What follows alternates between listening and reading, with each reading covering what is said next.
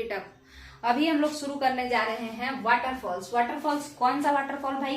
Waterfall तो कई सारे हैं, तो इंडियन वाटरफॉल, इंडिया में जितने भी वाटरफॉल है, जलप्रपात है, हम उन्हीं के बारे में बात करने जा रहे हैं। तो शुरू करते हैं। सबसे पहले तो हम ये बताना चाहेंगे कि आखिर ओरिजिन ऑफ वाटरफॉल कैसे हुआ है। ठीक है, माने कि जलप्रपात बनते कैसे हैं, कहाँ से बनते हैं, क्या होते हैं जलप्रपात, इसको समझते हैं। देखिएगा, उसके बाद केवल याद करने वाला है, थोड़ा बहुत हम लोग बात कर लेंगे जैसे फैक्ट्स पे। जैसे आपको बता दें कि सबसे जो ऊंचा जलप्रपात है वो कौन है? कूचिकला जलप्रपात। कूचिकला इसका नाम है, कूचिकल भी इसको बोलते हैं। जैसा कि हम लोग जानते हैं कि इंग्लिश में हर एक चीज के आगे ए लगा देता है, ज्यादातर चीजों के आगे। ठीक है, तो हिंदी में कूचिकल, जबकि इंग्लिश में कूचिकला वाटरफॉल्स। ठीक है, तो यहाँ पे ये है कूचिकला वाटरफॉल जो है वो सबसे ऊंचा है। भारत का सबसे ऊंचा वाटरफॉल जो है वो कौन है? कूचिकला वाटरफॉल्स। आखिर ये कितना ऊंचा है तो आपको बता दें कि लगभग 450 मीटर ऊंचा है। ये कितना मीटर ऊंचा है? 450 मीटर, यानी आधा किलोमीटर मोटा मोटी आप ऊपर जाएंगे, ऐसे ऊपर चढ़ जाएंगे, उतना ऊंचाई से कूचिकला वाटरफॉल गिरता है। इसके बाद पहले के जमाना में जब तक हम लोग कूचिकला वाटरफॉल को खोजे नहीं थे, उसके पहले भारत में, यानी जब हम छोटे थे उस समय भारत में क्या था? कौन सा वाटरफॉल लूसेंट में हमेशा लिखता था कि सबसे ऊंचा जलप्रपात कौन सा है? तो वो है जोग वाटरफॉल। जोग या गरसोप्पा के नाम से इसको जाना जाता था, जोग वाटरफॉल। बट ये भी कर्नाटक में ही है। ये सब हम जानबूझ के ऐसे लिखे हैं कि जैसे ये तीनों जलप्रपात चूंकि कर्नाटक में ही है, ये भी कर्नाटक में है, ये भी कर्नाटक में है, तो हम सबको एक साथ लिख दिए हैं ताकि पढ़ाने में भी आसानी हो और दूसरा याद करने में भी काफी ज्यादा आसानी होता है अगर इस तरीके से लिखा रहता है तो। ठीक है, चलिए देखिएगा, हम क्या कह रहे हैं कि आज के डेट में जब कूचिकला वाटरफॉल ढूंढा गया, जब से पता चला, तो हम लोग को पता चला नापने वापने के बाद कि सबसे ऊंचा कौन है? ये है कूचिकला वाटरफॉल है, जो कि कर्नाटक में ही है। मगर कौन से नदी पे है? वाराही नदी पे। वाराही नदी जो है कूचिकला वाटरफॉल बनाती है। अच्छा, वाटरफॉल क्या होता है तो वो हम लोग अभी जस्ट देखेंगे, उसका टेंशन नहीं है। जोग वाटरफॉल को सुनते हैं थोड़ा सा। पहले जब ये मिल गया, इसको नाप लिए, पता चला ये बहुत ऊंचा है, तो यही इसी को हम कह दिए कि हाईएस्ट वाटरफॉल जो है, सबसे ज्यादा ऊंचाई वाला जो वाटरफॉल है वो कौन है? ये है कूचिकला वाटरफॉल, जो कि कहाँ है? कर्नाटक में है। कौन से नदी पे है? केएन से कर्नाटक है। कौन से नदी पे है? वाराही नदी पे है, वाराही नदी पे है। अब बात करते हैं कि इसकी ऊंचाई कितनी है, तो लगभग 455 मीटर है। लगभग क्या है? यही है। अब इसके बाद हम लोग अगर बात करें कि कर्नाटक का पुराना जो वाटरफॉल जो सबसे ऊंचा था, जिसका नाम पहले था कि यही सबसे ऊंचा है भारत में, तो वो था जोग या गरसोप्पा। ये जोग जो है ये कितना मीटर ऊंचा है आपको बता दें? 255 मीटर ऊंचा है। तो आप खुद देख लीजिए कि कहाँ ये पाव भर है, कहाँ ये आधा किलो के पास पहुंचा हुआ है। समझ में आया? यानी कि सीधे आधा है, 255 और ये 455 है।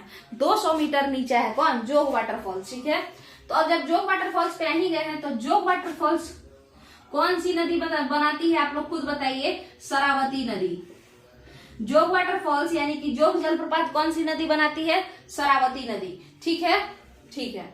फिर ये कहाँ पे पड़ता है? तो ये भी कर्नाटक में ही पड़ता है। ठीक है, तो अब तो ये भाई सेकंड नंबर पे आ गया, या थर्ड नंबर पे भी हो सकता है ये, क्योंकि और भी इससे भी बड़े बड़े हो सकते हैं। बट फर्स्ट को ही सभी लोग याद करते हैं, और ज्यादातर एग्जाम में क्या पूछता है? फर्स्ट वाला कौन है? तो कूचिकला वाटरफॉल ही फर्स्ट पे है, 455 मीटर। अब ये सेकंड थर्ड पे है।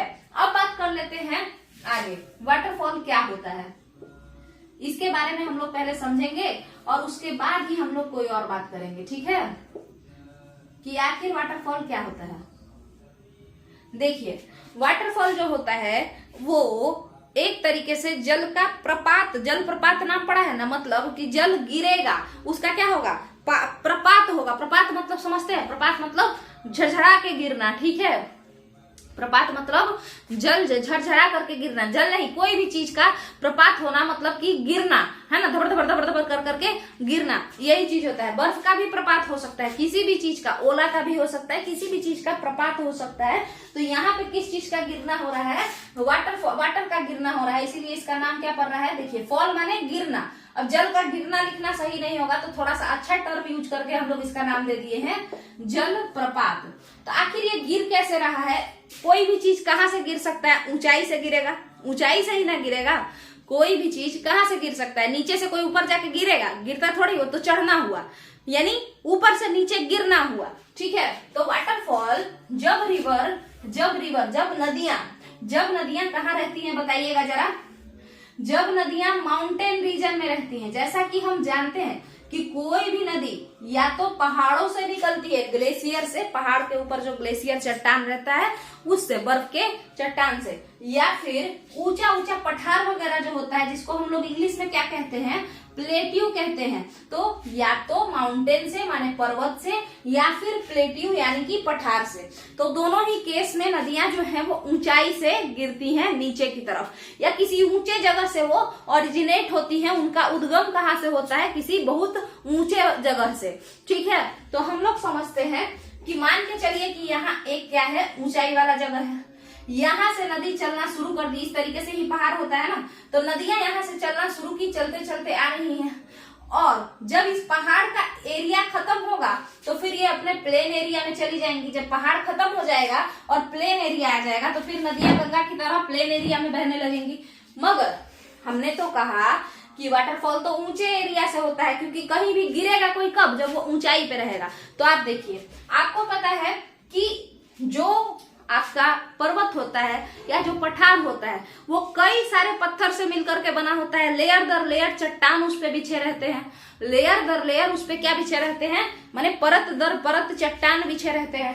तो आप मान के चलिए कि परत दर परत पर्वत पे अगर चट्टान बिछा है तो यहाँ से पानी चलना शुरू किया, ठीक है, और इसको पता चला, इसको क्या पता चला, पानी को ये पता चला कि इस तरीके से जा रहा है। उसको पता चला कि यहाँ पे जो चट्टान है वो कैसा है, थोड़ा मोटा है। यहाँ पे जो माउंटेन का चट्टान है वो कैसा है, थोड़ा मोटा है। मान के चलिए यहाँ पे पानी था तो यहाँ पे इधर से चलना शुरू किया, तो उसको पता चला कि यहाँ पे जो माउंटेन का चट्टान है वो मोटा है और बगल में जो चट्टान है वो पतला है। ठीक है, तो जहाँ पे सॉफ्ट रॉक, माउंटेन या कोई भी चीज दो चीजों से मिलकर बना होता है।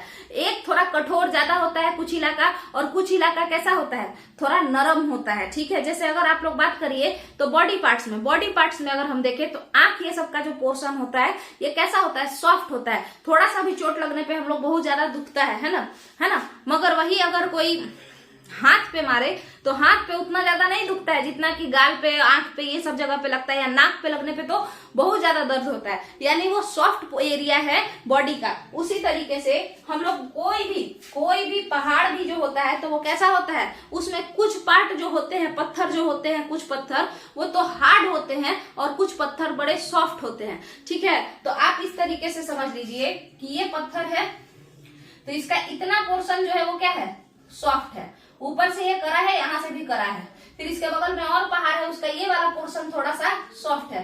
तो जब नदियां चलना शुरू करती हैं तो नदियां तो ऐसे करके जा ही रही है, उसका रास्ता दिया रहता है, तो वो चाहेगी कि इसको भी काट दे, ये वाला पोर्शन जो कि हार्ड है, मगर वो काट नहीं पाती है, इसको काट देगी। ठीक है, इसको काट के नीचे आ जाएगी और यहीं से नीचे कूद जाएगी, क्योंकि ये बीच से काट दी है। अपना जो रास्ता जा रही थी तो इधर से देखिए, आप बात को समझिए, यहाँ से ये ऐसे जा रही थी और यहाँ पे क्या था, पहाड़ था, ऐसे पहाड़ था। मगर धीरे धीरे नदियां क्या की कि इसको काटना शुरू कर दी। क्यों? क्योंकि इधर वाला जो पहाड़ है वो तो कड़ा पहाड़ है, ये भी हार्ड सरफेस है, बीच में सॉफ्ट रॉक है, इसको काट कूट के यहाँ से रास्ता बना ली। और कुछ नदी का पानी तो यहाँ से क्रॉस करके चला जाएगा, बट ये बीच पहाड़ से ही कूद जाएगी, है ना। इसीलिए, और ये जो कूदी, इसी का क्या हुआ, जल का प्रपात हो गया, या वाटर गिर गया, वाटरफॉल हो गया। समझ में आया? तो हम इसी को क्या कहते हैं, ये जो बीच से कूद गई पहाड़ों से, पठारों से आते आते सॉफ्ट रॉक को तोड़ देती है, हार्ड रॉक ऊपर दिखाई देता है। मतलब पहाड़ ऊपर से लगता है कि पहाड़ है और बीच छेद से कहीं से पानी आ रहा होता है। तो आप खुद ही सोचिए कि पानी कहाँ से आ रहा है, ये तो नहीं पता चलता है, बट कहीं भी बीच छेद से जो है पानी गिर रहा होता है और उसी पानी को हम जलप्रपात कहते हैं। तो आखिर ऐसा कैसे होता होगा? इसका मतलब है कि उन पथरीले पहाड़ों के बीच, वो उतना मजबूत पहाड़ के जो बीच का एरिया होगा, जरूर वो सॉफ्ट रहा होगा और उसको नदी काट दी होगी, साफ कर दी होगी और रास्ता बना करके सीधे कूद गई होगी। और कूदने के ही वजह से क्या निर्माण हो जाता है, वाटरफॉल का निर्माण होता है। अब एक और बात सुनिए, यही एग्जाम अगर हम लोग बीपीएससी देने चले जाएं तो वो ये इस तरीके से नहीं पूछ करके क्या पूछेगा, वाटरफॉल या यूपीपीसीएस के सब में वाटरफॉल के बारे में क्या पूछेगा कि वाटरफॉल रिवर अपने कौन से एज में बनाती है, कौन से एज में, समझ में आया? वाटरफॉल रिवर अपने कौन से एज में बनाती है? तो आप बताइए, जब नदियों का उद्गम होता है तो उस समय उसको क्या कहा जाता है? नदियों को 3 एज में बांटा गया है, नदी का 3 अवस्था बताया गया है, 3 एज। ठीक है, पहला कहा गया है युवा वर्ग यानी यंग एज, दूसरा कहा गया है मिडिल एज, मिडिल एज मतलब होता है प्रौढ़ावस्था हिंदी में कहते हैं, और एक और जो कहा गया है हम आपको बता दें वो कहा गया है ओल्ड एज, ओल्ड एज माने वृद्धावस्था। तो नदियों के पास जो सबसे ज्यादा पावर कब होता है, जब वो यंग एज में होती है, जब वो उद्गम करती है, जब वो ओरिजिन करती है, कहां से, माउंटेन से जब निकल रही होती है, उसके पास बहुत ज्यादा पावर होता है, ठीक है, बहुत ही ज्यादा पावर होता है नदियों के पास जब वो माउंटेन से निकल रही होती है, ठीक है। तो जाहिर सा बात है कि चाहे मुलायम पठार हो या मुलायम पर्वत हो या मुलायम पत्थर हो, जो भी हो, मगर पत्थर तो पत्थर ही है ना, पत्थर ऐसा थोड़ी है कि रुई जितना मुलायम होगा, ठीक है। तो हाँ, ये बात और है कि उन कठोर चट्टानों से ये मुलायम ज्यादा है, इसका ये मतलब नहीं है कि वो रुआ जितना मुलायम है। तो नदियां जब सबसे ताकतवर होंगी तभी ना इन मुलायम चट्टानों को तोड़ती होंगी।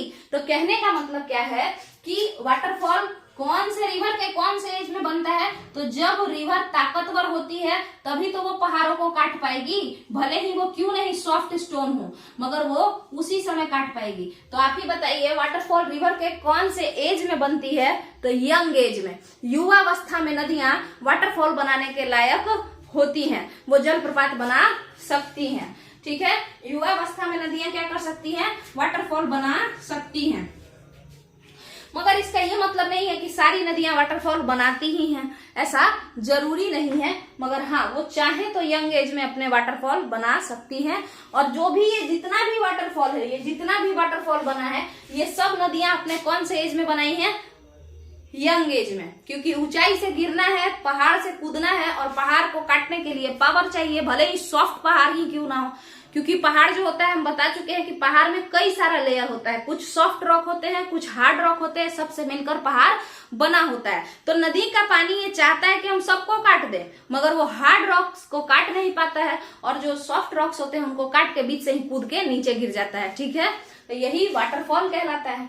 यहाँ तक का क्लियर है। नदियां अपने युवावस्था में, यंग एज में किसका फॉर्मेशन करती है, जलप्रपात का निर्माण करती है, यानी वाटरफॉल का निर्माण करती है। चलिए यहाँ तक का अगर क्लियर है ना, तो अब हम लोग बस नाम से याद कर लेते हैं। सबसे ऊंचा जलप्रपात, highest waterfall in India is Kunchikal waterfall, ठीक है। जो कौन से नदी के द्वारा बना है, माने कौन सी नदी कूद गई है धम से, तो नाम है उसका वाराही रिवर। और वाराही रिवर का जो वो पानी जो कूद गया है धम से, उसका नाम क्या पड़ा है, कुचिकला वाटरफॉल, ठीक है।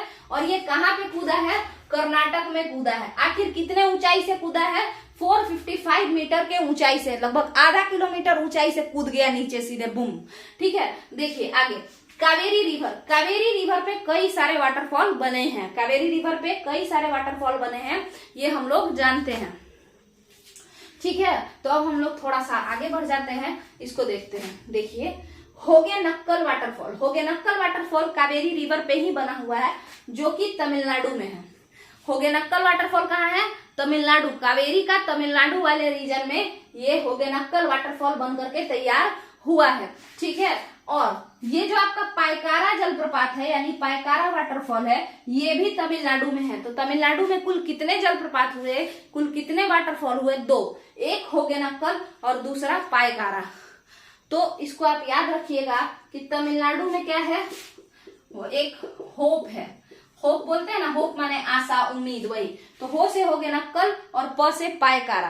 हालांकि होगेनक्कल जलप्रपात किस पे है, होगेनक्कल वाटरफॉल किस पे है, कावेरी रिवर पे। बट आपका जो पायकारा वाटरफॉल है वो कावेरी रिवर पे नहीं बना हुआ है, वो नीलगिरी रीजन में किसी छोटे रिवर से बना है। यहाँ तक का क्लियर है। तो अब हम लोग आते हैं कर्नाटक वाले रीजन पे, इस कर्नाटक पे। तो देखिए कर्नाटक पे कावेरी नदी पे, कावेरी नदी का जो कर्नाटक वाला पोर्शन है, वहां पे कई सारे जलप्रपात बनाई है कावेरी। इसका मतलब है कावेरी खूब कूद फान मचाती है, उसके पास बहुत ज्यादा एनर्जी है, ठीक है। तो देखिए वो पहला बनाई है भारचुक्की जलप्रपात, उसके बाद बनाई है बालमुरी जलप्रपात, और उसके बाद क्या बनाई है, शिव समुद्रम जलप्रपात। कावेरी नदी ही ये तीनों जलप्रपात बनाई है, शिव समुद्रम, बालमुरी और भारचुक्की। तो आप इसको कैसे याद रखेंगे कावेरी रिवर के लिए, तो आप यहाँ पे देख लीजिए, शिव जो है शिव जी को कहते हैं, और उसके साथ साथ हम लोग क्या लगाते हैं, बाबा लगाते हैं कि नहीं लगाते हैं, बताइए। शिव शंकर के नाम के आगे हम लोग उनको ग्रीट करने के लिए, उन पे अपना हक जताने के लिए, उन पे प्यार दिखाने के लिए शिव बाबा, भोला बाबा कहते हैं। तो इसीलिए हम लोग कावेरी रिवर पे जो वाटरफॉल बना है कर्नाटक में, उस पे क्या लिखेंगे, कैसे याद रखेंगे? तमिलनाडु में क्या है, होप है, एक हो गए नक्कल वाटरफॉल है और एक पायकारा वाटरफॉल है, ठीक है। उसी तरीके से आपके जो देखिए यहाँ पे अब मिट गया, मिटने के बाद सूखेगा ही नहीं। एक सेकेंड, जो आपका कर्नाटक है, कर्नाटक का आपको कैसे याद रखना है? तो कर्नाटक पे कितने जलप्रपात हैं? तो आप इस तरीके से याद रख सकते हैं, कावेरी, कर्नाटक के कावेरी रिवर पे कितने हैं? तो शिव बाबा हैं, बाबा को आप भाबा लिखेंगे, भाबा। शिव से शिव समुद्रम जलप्रपात, भा से भार चुक्की जलप्रपात और बा से बालमुरी वाटरफॉल, बा से बालमुरी वाटरफॉल, ये सारे कर्नाटक में आते हैं और कर्नाटक के कावेरी रिवर वाले रीजन में ये बनते हैं। इसके अलावा कर्नाटक में और कौन है? जोग और गोकक। तो जोग या गरसोप्पा हम लोग पहले याद रखते थे, जोग या गरसोप्पा, ठीक है। तो उसी तरीके से जे और जी आ रहा है, तो अब याद रखिएगा जोग और गोकक। हालांकि जो कौन सी नदी से बना है? शरावती नदी से, जबकि गोकक वाटरफॉल कर्नाटक का कौन से नदी से बना है? तो इस गोकक वाटरफॉल का जो नदी है ना, उसका भी नाम गोकक नदी ही है। आपको तो वैसे भी पता होगा, ये नदी का ही पानी कूद जाता है तो नाम कुछ और पड़ जाता है, ठीक है। तो गोकक नदी कूद गई तो अपने वाटरफॉल का भी नाम क्या दी? वाटरफॉल का भी नाम दी कि हम गोकक ही वाटरफॉल है, ठीक है। चलिए अब आते हैं नर्मदा पे। जैसा कि आपको पता है कि नर्मदा का जो ओरिजिन है अमरकंटक से हुआ है। अमरकंटक क्या है? एक पठार है, वहीं से नर्मदा, सोन ये सब का ओरिजिन हुआ है। समझ में आया होगा आपको, तो अब हम लोग समझ लेते हैं। छत्तीसगढ़ मध्य प्रदेश के बॉर्डर से नर्मदा का ओरिजिन हुआ है। तो यहाँ से मान के चलिए इस तरीके से छत्तीसगढ़ और मध्य प्रदेश का बॉर्डर है और यहाँ से नर्मदा निकल करके ऐसे चली गई है कहाँ? अरब सागर को गिरने। अरब सागर में गिरी है नर्मदा, बे ऑफ बंगाल में नहीं जाकर के गिरी है, ठीक है। तो नर्मदा पे आपका जो मध्य प्रदेश है, मध्य प्रदेश वाला जो रीजन है, वहां पे दो जलप्रपात है, येन्ना और धुआंधार। चेन्ना नहीं, येन्ना, येन्ना जलप्रपात और धुआंधार वाटरफॉल्स। धुआंधार वाटरफॉल्स जबलपुर के पास पड़ता है और येन्ना जलप्रपात भी मध्य प्रदेश में ही है। तो ये दोनों कहाँ है? नर्मदा पे मध्य प्रदेश में कितना है?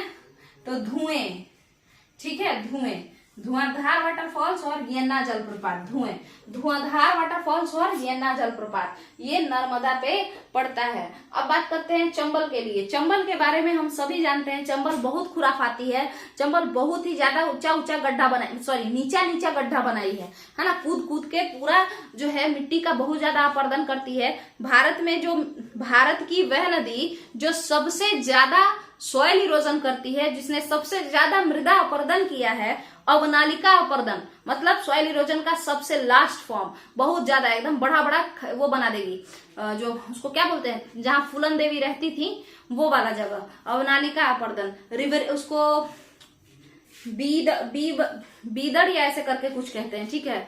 तो वहां पे तो जो वहां पे वो लोग क्या करते हैं, देखो चंबल क्या है, चंबल इतनी बदमाश है ना कि पूरा का पूरा मोटा मोटा सॉइल का परत काट कूट के और एकदम गड्ढा बना देती है। वहां पे डाकू वगैरह छुप छुप करके रहते हैं, ठीक है। और चंबल सारा जो चंबल जहां बहती है वो अगल बगल के सारा रीजन को कैसा बना दी है, तो वही वहां पे वो बहुत ही बड़ा बड़ा क्या बना दी है, गड्ढा गड्ढा जैसा बना दी है, बहुत ही ज्यादा सॉइल इरोजन की है, extreme level of soil erosion की है, जिसको हम लोग इंग्लिश में सॉरी हिंदी में कहते हैं अवनालिका अपरदन।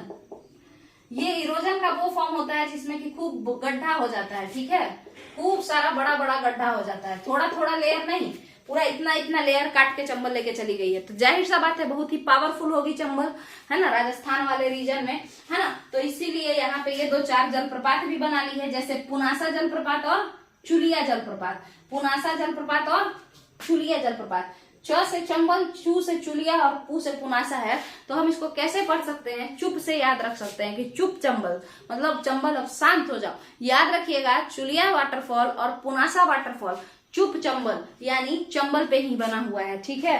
अब इसके बाद बताइए, ये राजस्थान वाले रीजन में ही इस तरीके का एरिया बनाया गया है चंबल के द्वारा, है ना। मध्य प्रदेश, बुंदेलखंड वाला ये सब रीजन में भी बहुत ज्यादा ये गड्ढा गुड्ढी बनाई है चंबल, ठीक है। अब बात करते हैं कोटा में भी है ना, कोटा में चंबल नदी है।